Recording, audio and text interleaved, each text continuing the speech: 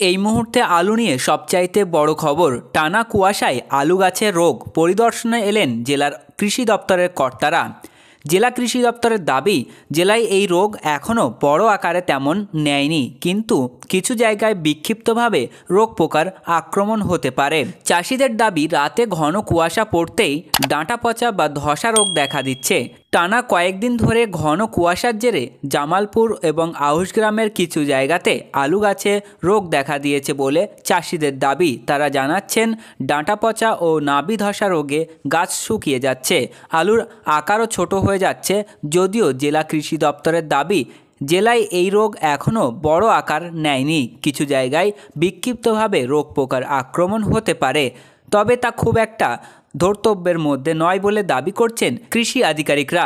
আলুর ফলন ও রোগ পোকার আক্রমণ হয়েছে কিনা তা দেখতে গত মঙ্গলবার জেলার বিভিন্ন জায়গায় ঘুরে নমুনা সংগ্রহ করেছেন রাজ্যের তরফে পূর্ব বর্ধমানের দায়িত্বে থাকা কীটপতঙ্গ বিশেষজ্ঞ এবং মাইক্রোলজিস্ট। চাষিদের দাবি, রাতে ঘন কুয়াশা পড়তেই ডাঁটা পচা বা ধসা রোগ দেখা দিচ্ছে।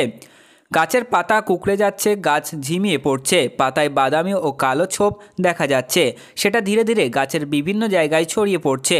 জামালপুরের শিয়ালি, কোরা, মাঠশিয়ালি, উজিরপুর, মৈদিপুর, অমরপুর এলাকায় এই রোগের প্রকোপ দেখা গিয়েছে। চাষিদের দাবি, আলু গাছের বৃদ্ধি ভালো ছিল, ফলন ভালো হওয়ার অনুকূল আবহাওয়াও ছিল, কিন্তু কয়েকদিন ধরে ঘন কুয়াশার জেরে রোগ দেখা গিয়েছে গাছে।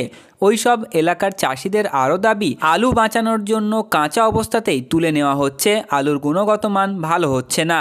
ডাঁটা পচা বা ধসা রোগের জন্য কৃষি দপ্তরের বিশেষজ্ঞরা মূলত ঘন কুয়াশা ও হঠাৎ করে গরম পড়ে যাওয়াকেই দায়ী করেছেন। এছাড়া দেরিতে চাষ, অপ্রয়োজনীয় জমিতে জল দেওয়ার কারণে গাছের রোগ দেখা দিচ্ছে বলে তারা মনে করছেন। এদিন রাজ্যে ওই দুই বিশেষজ্ঞ ছাড়াও জেলার আধিকারিকরা জামালপুর, মেমারি, কালনার কিছু আলু জমি পরিদর্শন করে।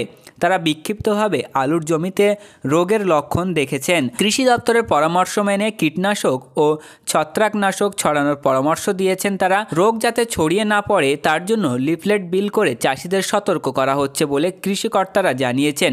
জেলার কৃষি আধিকারিক তথা উপকৃষি অধিকর্তা নকুল চন্দ্র মাইতি বলেন, রাজ্য স্তরের বিশেষজ্ঞরা আলু ক্ষেত পরিদর্শন করেছেন, সেভাবে আলু গাছে রোগ পোকার আক্রমণ তারা দেখতে পাননি। বিক্ষিপ্তভাবে কিছু জায়গায় রোগের প্রকোপ রয়েছে। তার দাবি, এবার অনুকূল পরিবেশ থাকায় আলুর ব্যাপক ফলনের সম্ভাবনা রয়েছে। তো বন্ধুরা, এই ছিল আজকের আলুর গুরুত্বপূর্ণ খবর।